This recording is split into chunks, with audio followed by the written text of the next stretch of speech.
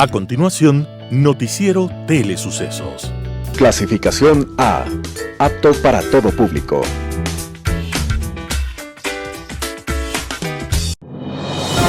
Inicie el día bien informado. El mejor noticiero de la mañana informando para usted. Noticiero Telesucesos. Primera parte del noticiero Telesucesos con las noticias más importantes del día. Estimados televidentes, bienvenidos a una emisión más de su noticiero Telesucesos. Un día como hoy. En la ciudad francesa de Nantes, en el siglo XIX, un niño de 10 años, como polizón, abordó un navío que se enrumbaba a lejanas tierras. Aunque el barco ya había zarpado, sus padres lo descubrieron. Lograron interceptar el barco y rescataron al pequeño travieso. Con el correr de los años, ese niño no viajó mucho a lo largo de su vida, aunque nos permitió a todos llegar a la luna, al centro de la Tierra y hasta el fondo del mar. Ese personaje que nos hizo viajar con su imaginación poderosa se llamó Julio Verne, prolífico y delicioso escritor de antelación y hombre de gran tenacidad. Cuando decidió que su inteligencia no podía dedicarse al derecho sino a la literatura, presentó sus primeras obras a un editor que lo rechazó. Y un segundo hizo lo mismo, y un tercero, y así fue cosechando fracasos. 16 editores le negaron ayuda, hasta que al final, el 17º de los visitados le publicó 5 semanas en globo, obra que se convirtió en un gran éxito. Verne pasó los últimos años de su vida rodeado de una montaña de papeles y de frascos de tinta, con los que escribió 12 novelas más, y nos hizo vivir las mejores aventuras. Julio Verne estaba naciendo un día como hoy, 8 de febrero de 1828, y los lectores de todo el mundo lo recordamos agradecidos, porque nos enseñó que la más poderosa nave es nuestra propia imaginación. Lo mejor de la mañana informando para usted. Titulares. Posible reubicación de obras de Coca-Cola Sinclair. IES tiene menos afiliados, pero los jubilados aumentan. Mutaciones han vuelto más peligroso al coronavirus. Laboratorio que elabora la ivermectina advirtió que no hay evidencia de que el medicamento sirva para tratar el COVID-19. Biodiversidad urbana. Conozca el plazo para presentar el anexo de gastos personales del 2020. Enero cierra con una inflación anual de menos 1.04%. Ecuador tendrá que comprar petróleo para cumplir contratos. El 78.7% de ecuatorianos usa redes sociales. El ministro de Economía, Mauricio Pozo, se refiere a la situación económica del país y al bono de protección familiar. En el segmento de opinión, caos económico en Venezuela. Política internacional, otra vez el horror. Y en editoriales, Monseñor Julio Parrilla, Vivir con Sentido, y José Hernández, Venezuela no vacuna contra la dictadura. Noticias del día con Carla Sánchez. Posible reubicación de obras de Coca-Cola Sinclair. La Corporación Eléctrica del Ecuador, CELEC, inició los estudios y diseños para una posible reubicación de obras de captación de Coca-Cola Sinclair ante el avance del fenómeno natural de erosión regresiva en los márgenes del río Coca. La central hidroeléctrica es la más grande del país y tiene una potencia de 1.500 megavatios y le costó al país $2.245 millones. Según un estudio, la agencia advirtió que la reubicación de la infraestructura petrolera, vial y eléctrica sería menos costosa que la construcción de obras de mitigación contra la erosión regresiva en los márgenes del río Coca. Se le remitió información actualizada sobre la erosión regresiva a la USBR en enero del 2021, para la que esta agencia analice y pueda emitir nuevas recomendaciones. IES tiene menos afiliados, pero los jubilados aumentan. El número de jubilados del Instituto Ecuatoriano de Seguridad Social, IES, pasó de 423.412 personas a 447.824 entre diciembre de 2019 y de 2020. En un año se registraron 24.412 nuevos jubilados.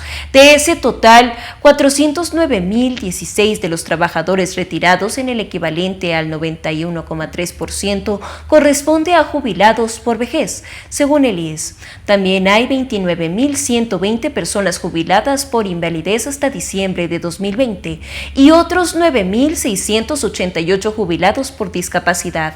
El IES destinó $4.433 millones en 2020 para pagar las prestaciones a los jubilados. Eso significa 320 millones más que en 2019. Pero cada año los gastos en prestaciones continúan creciendo y 2021 no será la excepción. Por eso preocupa la reducción del número de aportaciones.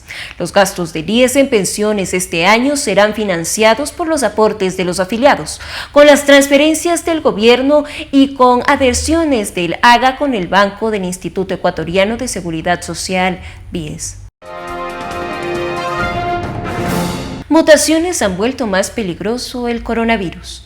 La situación dista de estar bajo control, declaró el presidente del Instituto Robert Koch, responsable de investigación y de control de prevención de enfermedades, Lothar Wieler, al aludir a las 3 preocupantes variantes detectadas, la británica, la sudafricana y la brasileña, y señaló que en general el SARS-CoV-2 se ha vuelto más peligroso. La variante más extendida de momento, detectada en 13 de los 16 estados federados, que constituye algo menos del 6% de los positivos, es la británica, más contagiosa y que según los primeros indicios puede llevar a una evolución más severa de la enfermedad, indicó durante una rueda de prensa para analizar la situación epidemiológica. Las 3 variantes, sobre todo la B117, ha llegado a Alemania, dijo Wieler, y agregó que todavía no denominan la situación. Hay que partir de la base que seguirán extendiéndose de manera similar como ha ocurrido en otros países europeos en las últimas semanas. Al mismo tiempo, Wieler aludió muy buena la noticia en lo que representa el retroceso de nuevos contagios, menos 12.908 en las últimas 24 horas, que da una incidencia acumulada de 7 días de 79,9 casos por cada 100.000 habitantes. Biodiversidad urbana. El Museo Interactivo de Ciencia, MIC, invita a la ciudadanía a participar del proyecto Biodiversidad Urbana, el mismo que busca recuperar, investigar y poner en valor la memoria biológica de las ciudades. Para ello, los recuerdos y memorias que las personas tienen de las especies de flora y fauna se convertirán en un repositorio vivo de la riqueza de ecología de los centros urbanos. Para ser parte de esta iniciativa, las personas únicamente deben acceder al siguiente enlace: https://bit.ly biodiversidad urbana y contar los recuerdos que tienen sobre las plantas y animales que antes se podían ver en las ciudades y que hoy lamentablemente vemos cada vez con menos frecuencia.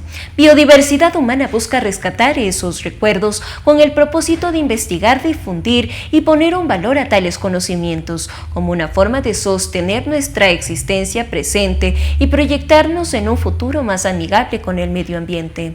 En vista de ello, las familias ecuatorianas se convertirán en protagonistas de esta innovadora iniciativa a favor del medio ambiente. El Museo Interactivo de Ciencia está atendiendo al público los días sábados y domingos con previa reservación. Para reservar su visita únicamente debe ingresar a la página web del museo www.museociencia.gov.es y llenar el formulario de visita. Conozca el plazo para presentar el anexo de gastos personales del 2020. Las personas naturales cuyos gastos personales deducibles del 2020 hayan superado los $5.657.50 deben presentar el anexo de gastos personales en línea que estará disponible a partir del 6 de febrero del 2021 en el portal del SRI en línea www.sri.gov.es. Para facilitar el cumplimiento de esta obligación y evitar retrasos en la presentación del Servicio de Rentas Internas mediante la resolución número NAC-DGERCGS21-0000009, dispuesto que el anexo correspondiente en el periodo fiscal 2020 se lo presente de acuerdo al 9º dígito de la cédula o RUC y hasta las siguientes fechas de la imagen. El SRI hace un llamado a los contribuyentes para que no esperen hasta el último día de plazo para cumplir con esta obligación, ya que lo pueden enviar por internet desde el 6 de febrero. Para cumplir con esta obligación, el contribuyente debe ingresar con su usuario y contraseña al SRI en línea www.sri.gov.es, seleccionar la opción Anexos, dar clic en Anexo de gastos personales en línea y elegir Generación Anexo. Se podrán registrar las facturas electrónicas y físicas debidamente autorizadas por el SRI, emitidas durante el periodo fiscal 2020 a nombre del contribuyente y de sus dependientes registrados. Por cada comprobante de venta se deberá registrar el monto total o parcial y el tipo de gasto, sin incluir impuestos como el IVA e ICE, considerando que un mismo comprobante de venta puede sustentar el gasto en uno o más rubros. El total de gastos personales deducibles es de hasta el 50% de los ingresos grabados del contribuyente, sin que superen los valores de $14.709 para el territorio continental y $26.522 para Galápagos. En el caso de gastos por enfermedades catastróficas, raras o huérfanas, serán deducibles en el rubro de salud hasta de $22.630 para el continente y $40.801 para Galápagos, considerando estos montos como máximos deducibles en la totalidad de gastos personales incluidos en los demás rubros, cada uno cumpliendo con los límites establecidos. Para más información visite www.sri.gov.es o comuníquese al número 1-700-774-774 a escala nacional y desde Cuenca al 042-598-441 opción 0. Enero termina con una inflación anual del menos 1,04%. En enero de 2021, el índice de precios al consumidor IPC se ubicó en el 0,12% comparado con diciembre de 2020, según el Instituto Nacional de Estadísticas y Censos INEC de Ecuador, mientras que el índice bajó a menos 1,04% comparado con el mismo mes de 2020. El IPC es uno de los indicadores para medir el costo de vida o la inflación. Las ciudades donde más cayó la inflación fueron Ambato, con menos 1,65%, Santo Domingo, con menos 1,43% y Quito, con menos 1,35%. En Guayaquil, la inflación en términos interanuales fue del 0,90% en enero. Machala fue la única ciudad en la que el costo de vida creció en los 12 meses contados hasta enero, con 0,27%. La baja se originó en una caída de precios de 9 de los 12 grupos de productos que forman la cesta que se calcula con el índice de precios al consumidor. La educación encabeza la lista con una caída de precios del menos 0,23%, seguida por el transporte con el 0,21% y por las prendas de vestir y el calzado con menos 0,19%. En cambio, la salud se encareció. Su incidencia anual del IPC fue del 0,06%. Ecuador tendrá que comprar petróleo por contratos pendientes. El Ministerio de Energía considera que al país le faltarán 20.576 barriles de petróleo diarios en 2022 para cumplir con todos los compromisos que tiene pendientes, incluidas las ventas de spot en mercado abierto. Eso equivale a 7,52 millones de barriles que en el país deberá comprar en 2022. Para cumplir con todos los contratos petroleros y otras obligaciones, Ecuador deberá destinar 252.932 barriles diarios para exportaciones en 2022. El gobierno tendrá 4 contratos vigentes de venta anticipada de petróleo, 2 con Petrochina y 1 con Unipec, ambas estatales chinas. Además, otro contrato petrolero con la empresa tailandesa PetroTailandia. Petroecuador tiene que proveer a las 3 empresas un promedio de 206.000 barriles diarios en 2022, un 7,1% menos que el despacho previsto en 2021, que será de 221.973 barriles diarios. Aparte de los compromisos con las empresas asiáticas, Ecuador tiene otras obligaciones que reducen su oferta exportable en 2022. Se debe destinar 46.904 barriles diarios extra a así 23.671 barriles por día a la empresa Shell Western Sempleton y 23.223 barriles diarios para ventas spot. Licitaciones. El 78,7% de los ciudadanos usa redes sociales. Según el informe Ecuador Estado Digital 2021, apuntan que Quito y Guayaquil son las dos ciudades con más usuarios en redes sociales en el país. Entre las dos ciudades se suma un 27% de la población activa en redes, y en todo el país, el 78,7% usa estas plataformas a diario. Según el estudio que analiza los datos de enero de 2020 a enero de 2021, Facebook, Instagram, TikTok y Twitter son las aplicaciones más populares en Ecuador. Además, según el informe de la red social más visitada en navegadores de sitio web, sigue siendo Facebook, mientras que la menos usada mediante esta plataforma es Instagram. En cuanto a mensajería instantánea, el reporte indica que WhatsApp es la herramienta más usada y descargada, seguida de Messenger de Facebook. Laboratorio que elabora la ivermectina advirtió que no hay evidencia de que el medicamento sirva para tratar el COVID. El laboratorio Merck, que elabora la ivermectina, aseguró que no hay evidencia de que el medicamento sirva para tratar el COVID-19. Así lo hizo el fabricante de medicamentos en su página web. La farmacéutica establece que se han realizado estudios y por esta razón se establece que no hay base científica para un posible efecto terapéutico contra COVID-19 de estudios preclínicos. Sentencia el escrito.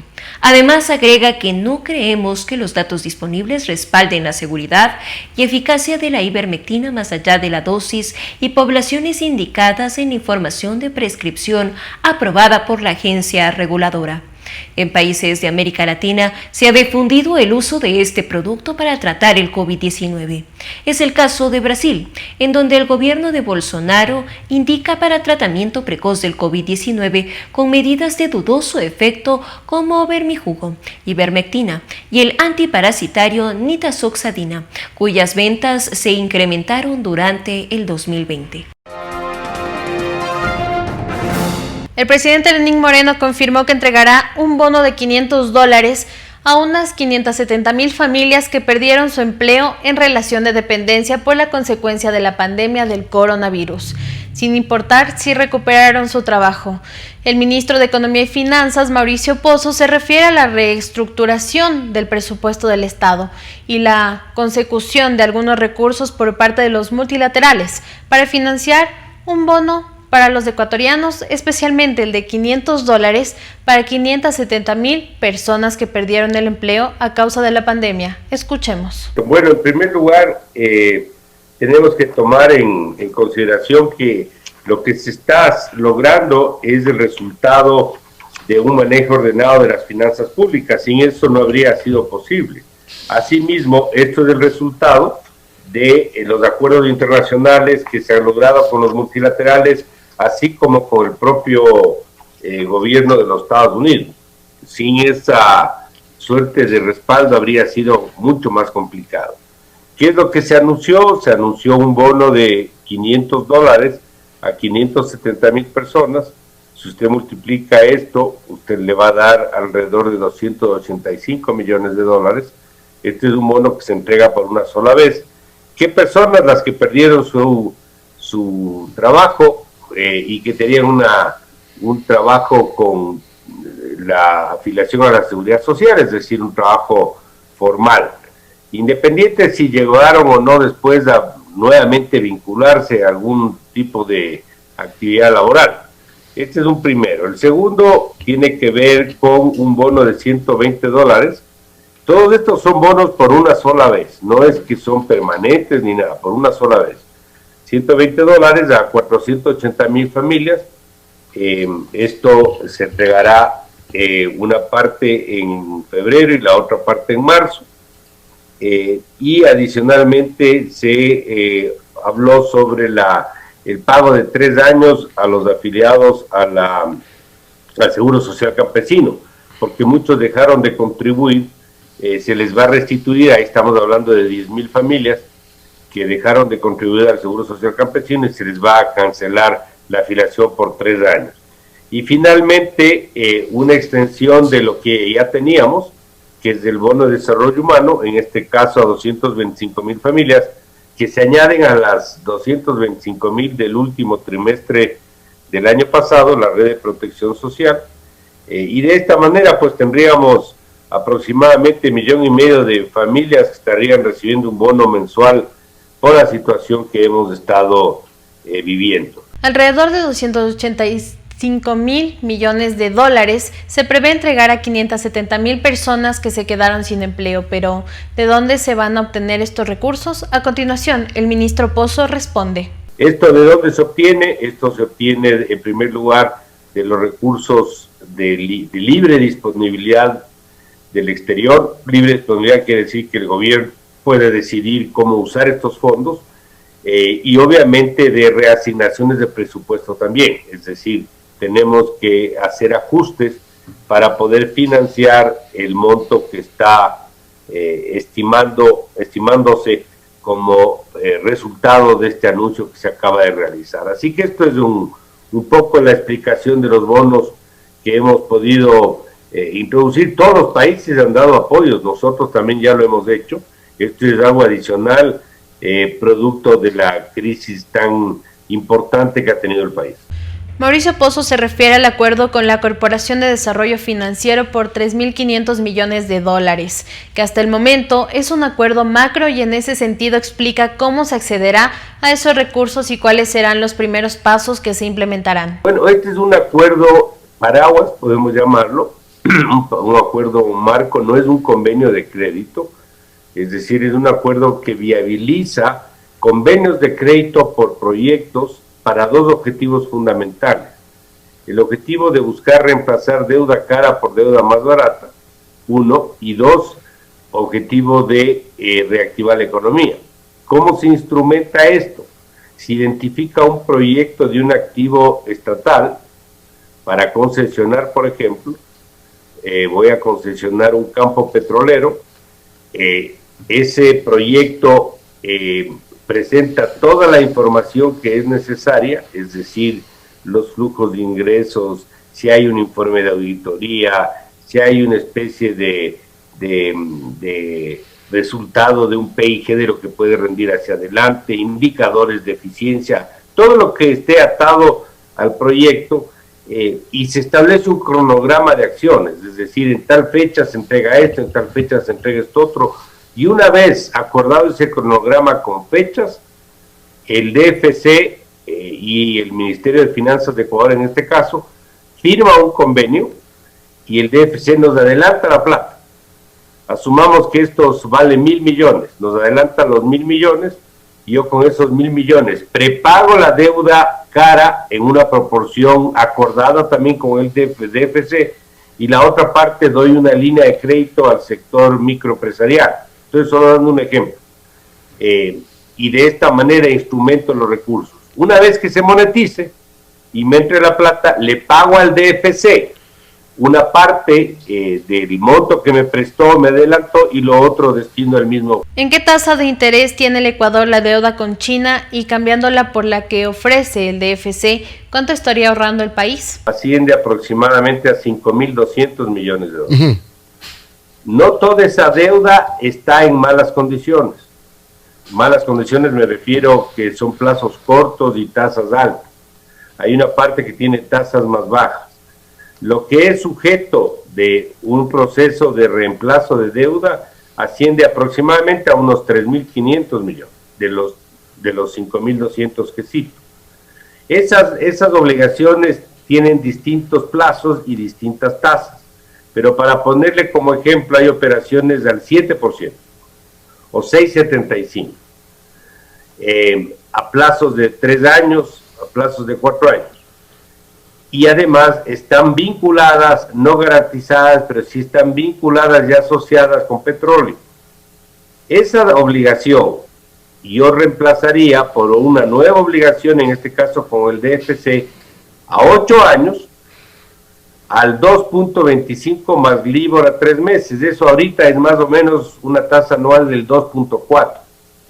Es decir, bajaría del 7 al 2.4.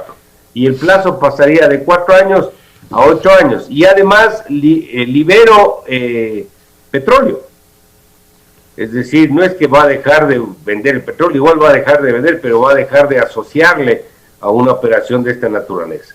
Ese es un poco para que se entienda cuál es el beneficio de una operación de esta naturaleza. Y eso que termina siendo, en términos prácticos, un alivio de liquidez, porque el Estado va a tener que pagar cuotas más pequeñas, pongámoslo así. No es que usted va a dejar de pagar, no es que ya no tiene la deuda, claro que tiene la deuda, pero tiene una deuda en mucho mejores condiciones.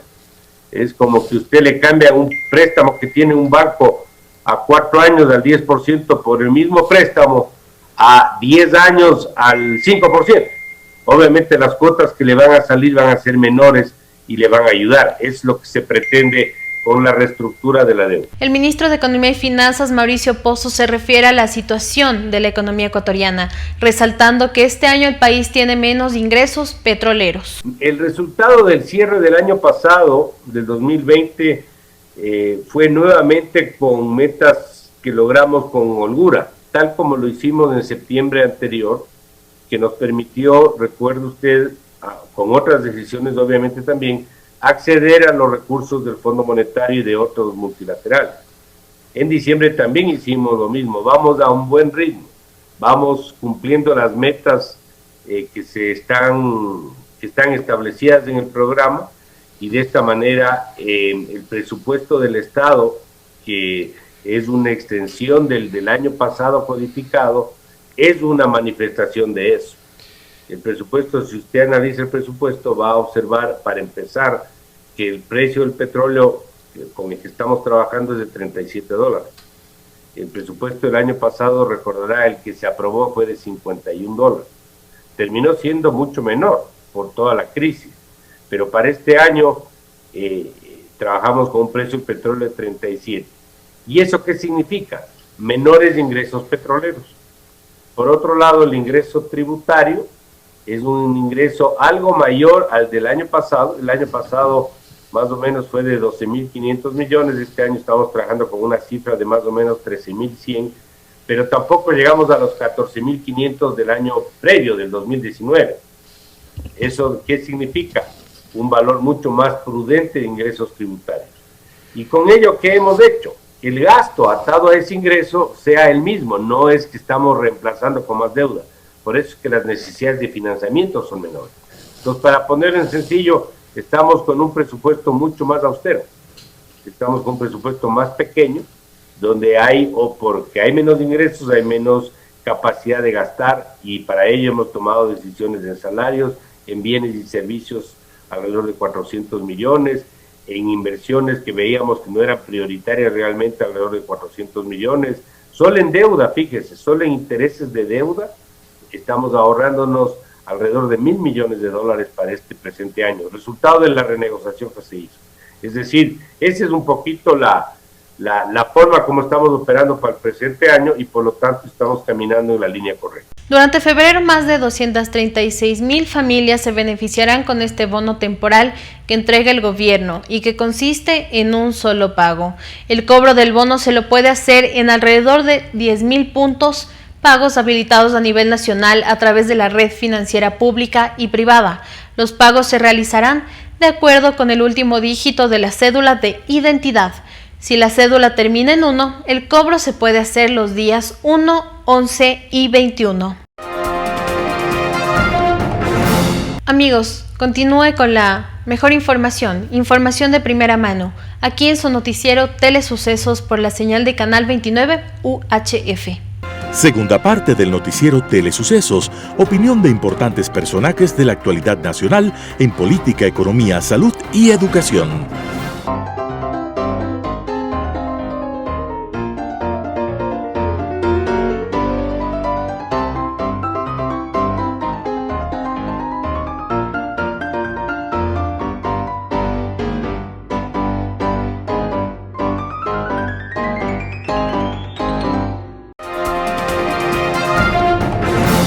Opinión.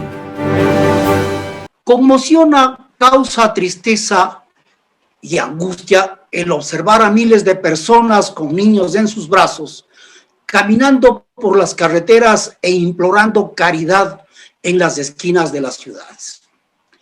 Este triste espectáculo que ofrecen los hermanos venezolanos se explica por la presencia de un gobierno con un mandatario improvisado e irrespetuoso de los derechos humanos. Lo grave de todo esto, que da la impresión que nos estamos acostumbrando a mirar con indiferencia estas situaciones. Según el informe de la semana pasada que Maduro presentó a la Asamblea de su país, Venezuela recibe el 98% menos de los ingresos que en el 2013, año en que Maduro llegó a la presidencia de la República. En su rendición de cuentas ante la Asamblea Nacional, el gobernante dijo: pasamos de tener más de 500.000 millones de dólares en el 2013 a disponer apenas de 743 millones en el año 2020. También admitió que el desempleo y la pobreza crecieron, pero estos datos son inferiores a las estimaciones no gubernamentales, según las cuales la gran mayoría de personas venezolanas viven en la miseria. Maduro también reconoció que el bombeo de la estatal petrolera PDVSA cayó nada menos que el 69% entre el 2015 y el 2019. Un fenómeno que ha llevado al país caribeño a perder ingresos por más de 102.000 millones de dólares. Pretendiendo ser didáctico en su informe en la Asamblea, Maduro exhibió una pancarta en la cual no se alcanzaba a entender qué era lo que quería explicar. Pero en todo caso, según dice, Venezuela producía 2.800.000 barriles de petróleo por día, pero no indicó cuántos está produciendo actualmente PDVSA. Pero según la OPEP, Venezuela ha dejado de bombardear más de 2.000 millones de barriles de crudo. Es decir, en la actualidad estaría produciendo más o menos 339.000 barriles de crudo diario. Estos datos, el haber disminuido los ingresos en la producción petrolera, determinan que la pobreza general es de un 17% y la pobreza extrema de un 4%. También destacó que si las necesidades de vivienda y salud y educación han crecido, pero estos indicadores parece que no son exactos. Digo esto porque, según la encuesta nacional de condiciones de vida, realizada por las universidades más importantes del país, indican que la pobreza tiene porcentajes superiores a las cifras dadas a conocer por Maduro. Así, por ejemplo, el desempleo es superior al 9%, 2 puntos más por encima en comparación con el año 19. ¿Sí?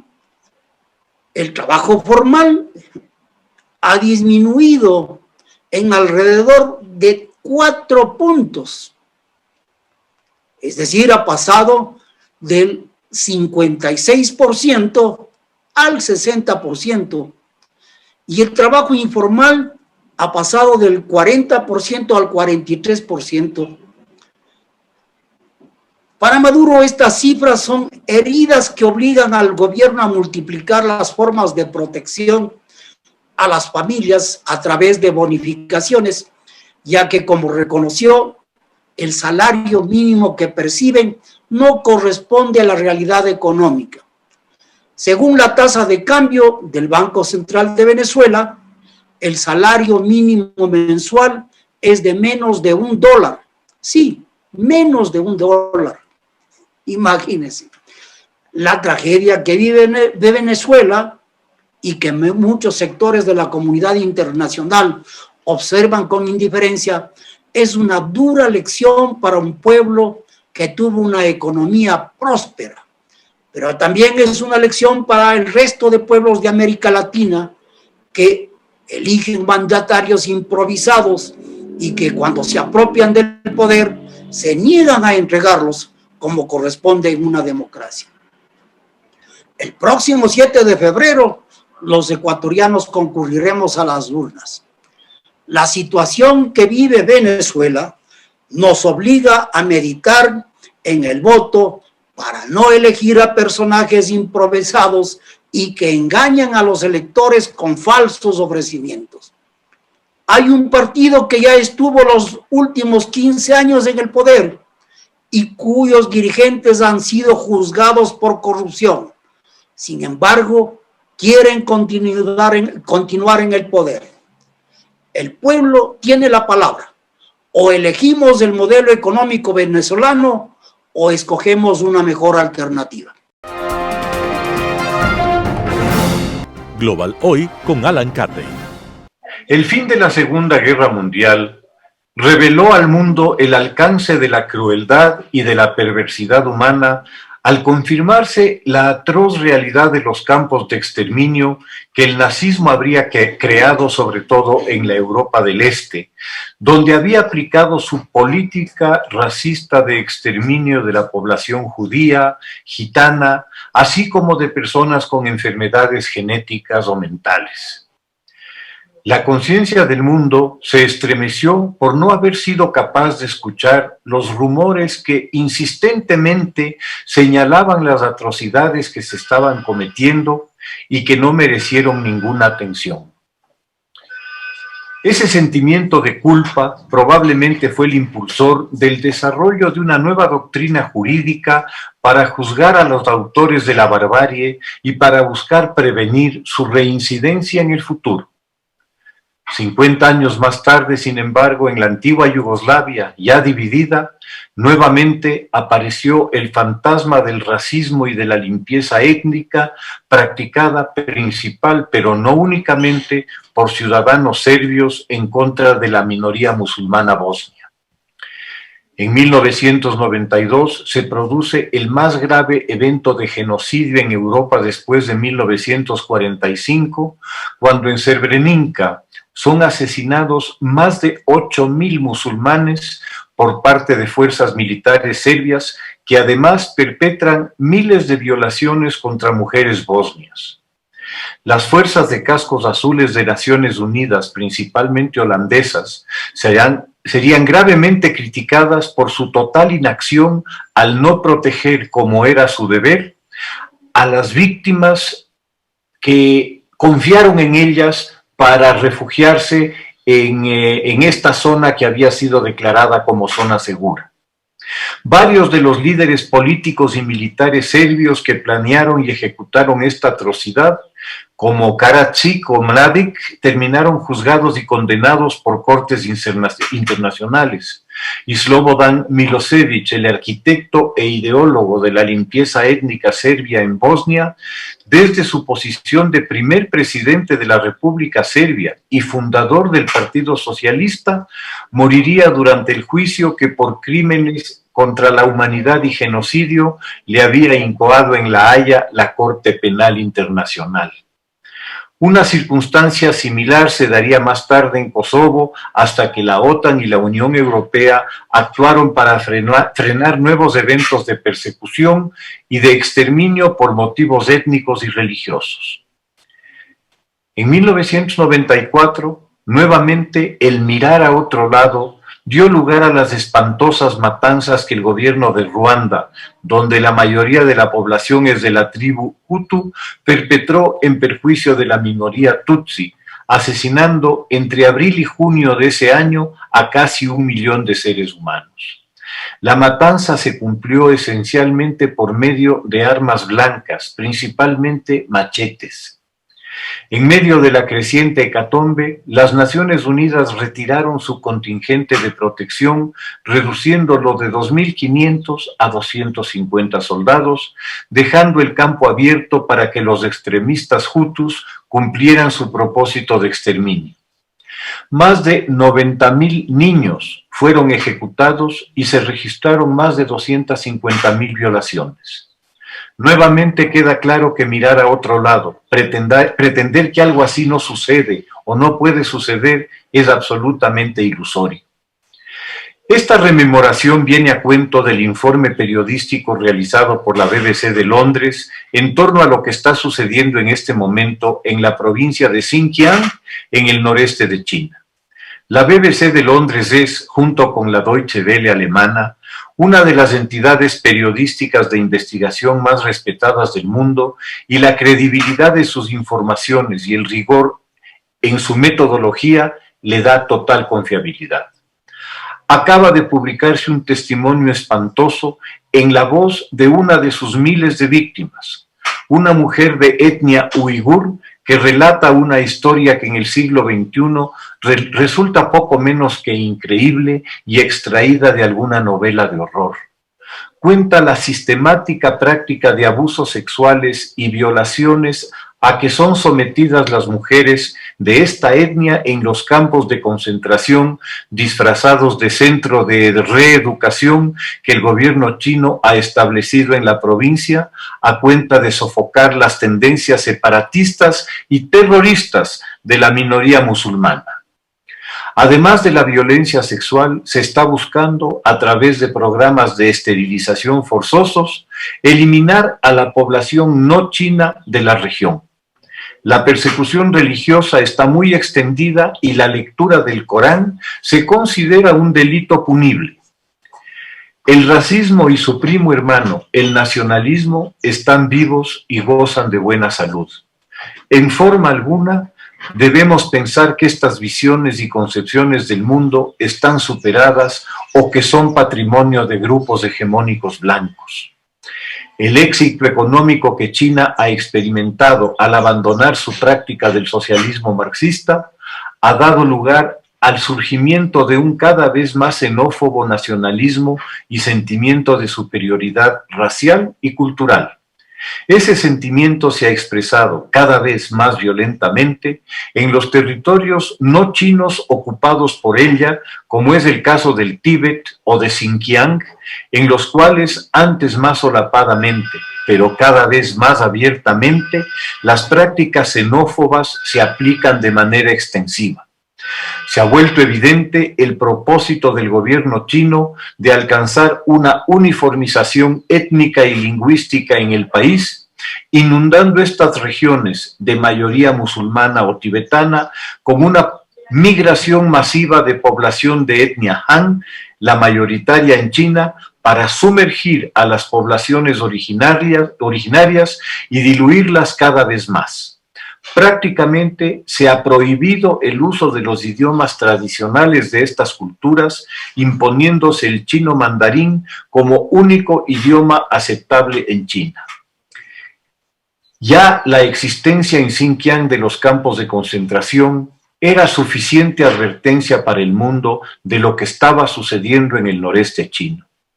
Este nuevo añadido que la BBC de Londres relata incorpora otro nivel de abuso a un trato inhumano e inaceptable. ¿Quién sabe si, cuando el programa hitleriano de racismo y exterminio racial fue expuesto de manera clara en su manifiesto ideológico, Mi lucha, se hubieran levantado voces para enfrentarlo y detenerlo antes de que tuviera el poder para consumarlo, se podía haber evitado ese holocausto? Ojalá el mundo no se quede callado ante la perpetración de otro. A los dictadores el silencio les viene como anillo al dedo. Muchas gracias. Editorial con Carla Sánchez. Vivir con sentido. No sé si Thich Nhat Hanh vive todavía o no, o por el contrario, si habrá muerto. Hace años leí algo de él que me llegó al alma. preocupado como estaba de llenar ese rincón místico que todos llevamos dentro y en el cual el encuentro interpersonal y la apertura a la trascendencia se hacen posibles. Nhat Hanh era un tipo fantástico, místico, poeta y activista, nacido en Vietnam en 1926. Apasionado pacifista, le tocó vivir contracorriente teniendo que soportar la ocupación francesa de su tierra, el brutal régimen de Diem, la guerra americana y entre cientos de miles su propio exilio. Leyendo su poesía comprendías mejor el valor de la paz, de la belleza y de la compasión. Martin Luther King lo nominó para el Premio Nobel de la Paz. Pensando en él, quisiera subrayar el valor de la mística en nuestra vida cotidiana. Difícil para mí no hacerlo a la sombra del Evangelio de Jesús, al que Teach admiraba profundamente. Lo cierto es que en nuestra tradición cristiana la referencia a la mística y a la espiritualidad está siempre presente y supone un fantástico contraste iluminador y alternativo con la prisa, el agobio y la superficialidad con la que viven muchos de nuestros cotáneos. Meditar la palabra de Dios durante un tiempo al día y juzgar la propia vida delante de Él es algo muy bueno, pero no basta. Conviene bucear en la propia alma mientras permanece de pie, paseando o trabajando, conversando con los amigos o contemplando la naturaleza, centrados en lo que estamos haciendo, en el minuto que estamos viviendo, dándole importancia a todo, por insignificante que parezca. Lo que estamos haciendo es sin duda lo más importante, sobre todo si lo hacemos con amor y con compasión. Pasear y charlar con un amigo, compartir una comida, acompañar a un enfermo, dar de comer a un pobre, escuchar una sinfonía, trabajar y hacer las tareas con buena dedicación y empeño, son auténticas meditaciones que nos ayudan a vivir plenamente conscientes a lo largo de todo el día.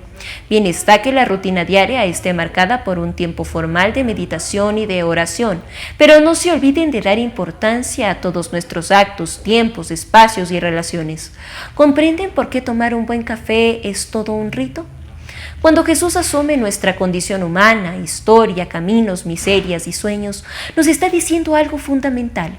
No crean que para percibir a Dios tenemos que abandonar este mundo. Si abandonamos las olas, no habrá agua alguna que percibir. Dios está en nuestros corazones las 24 horas del día. Es algo que advierto cuando visito los monasterios de Riobamba. Para las huérfanas no hay minuto perdido. Cada tiempo y cada espacio están llenos de sentido y hasta el servicio más humilde se convierte en un latido de esperanza. Decía Thich Nhat Hanh, ojalá comprendas que la plena conciencia es cuestión de vida o muerte. Editorial. Venezuela no vacuna contra la dictadura.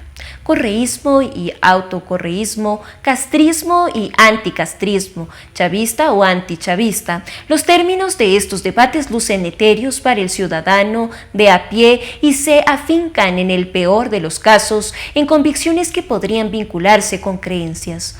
Un debate así tuvo lugar entre comunismo y anticomunismo. Aquello que no es etéreo son los índices de desarrollo y los resultados que producen los sistemas ideológicos. Y más allá de las estadísticas, de las cifras que en aras del debate cualquiera puede arguir en esos manipulados y maquillados, están las personas. Pues bien, hay un fenómeno social, un drama social que se ha producido, que no hace parte ni de las creencias ni de las estadísticas y que está en Ecuador. Está en sus calles, en cada esquina, en la migración venezolana. Se puede no hablar de Hugo Chávez, ni de Nicolás Maduro, pero cuando se habla de Venezuela hay una cifra que desafía convicciones y creencias. Hay alrededor de 5,5 millones de personas que han abandonado ese país en los últimos años. La ONU en sus estimaciones consideró incluso que esa cifra llegaría a 6,5 millones en diciembre pasado. De nuevo, esa cifra puede ser incomprensible para los ciudadanos ecuatorianos, pero hay alrededor de 500,000 que están en Ecuador, y hay videos y fotografías de todos aquellos que pugnan por entrar o salir porque van para Perú, Brasil o Chile. Esos seres humanos que lavan carros, venden cualquier cosa en las esquinas o incluso piden limosna son el resultado de un sistema ideológico que puso en prueba su nivel de resistencia hasta expulsarlos. Hay que imaginar esos millones de personas. Tenían una vida en su país, un hogar, una familia, red de amigos, tenían una casa, un apartamento, una cachuza en construcción, algo. Tenían un trabajo, estudiaban, iban por sus hijos al colegio o los llevaban a jugar con sus amigos. Tenían una cotidianidad, un entorno, un barrio, un supermercado donde se abastecían o una tienda. Tenían un pasaje habitual, tenían una ciudad que se movían, horarios y costumbres. Tenían sus cosas, sus camas, su ropa, una tele, un equipo de sonido, un computador, sus muebles, sus trastes de cocina, alguna vajilla dominguera, quizás libros, cuadros o afiches en los muros, álbumes de fotografías, colecciones de canchas de playas visitadas. Una vida con esas cosas, esos detalles, esas costumbres, esos recuerdos. Hay que imaginar a esos millones de personas dispuestos a desprenderse de todo, a abandonarlo todo, a coger un par de maletas a los hijos y lanzarse a caminar hacia Colombia, hacia Ecuador, hacia Perú, hacia Chile. Despejarse, irse, dejar de pelear, renunciar a resistir. ¿Cuántas cosas habrán vivido, aceptado, soportado, tolerado antes de tomar esa decisión brutal e inhumana de arrancarse de todo y de echarse a andar en busca de otra oportunidad? ¿Alguien puede imaginar la capacidad de daño que puede hacer un sistema como el de Maduro para producir un efecto similar a millones de personas? ¿Alguien puede imaginar lo que significa oír a Maduro decirles desde el Palacio de Gobierno que se fueron porque alguien en alguna parte los engañó haciéndoles creer que iban a estar mejor en su país? ¿Quién puede creer que estar bien no es precisamente defender aquellas cosas, aquellos detalles, aquella cotidianidad a la que un gobierno los obligó a renunciar? Esos dramas, casi 6 millones o 500.000 en Ecuador, son la prueba fehaciente de un mal gobierno de derecha, de izquierda, teocrático o monicártico, que sé yo lo que quiera, pero un mal gobierno puede acabar con la vida sencilla y cotidiana de sus ciudadanos.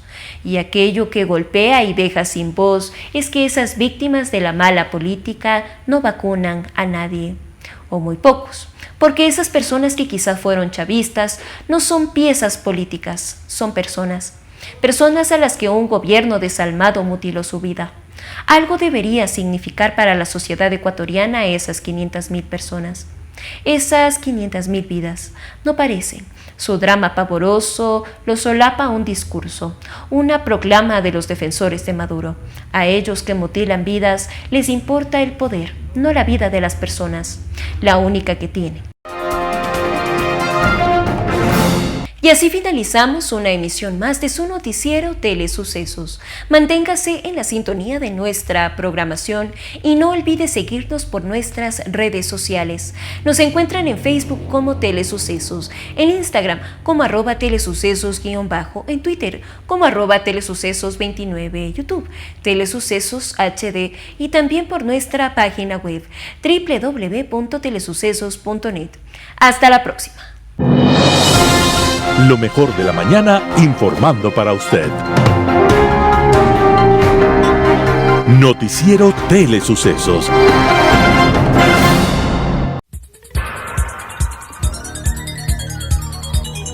Las opiniones vertidas en este espacio por la producción y dirección del programa son de exclusiva responsabilidad de sus autores y de quienes intervienen en ellos.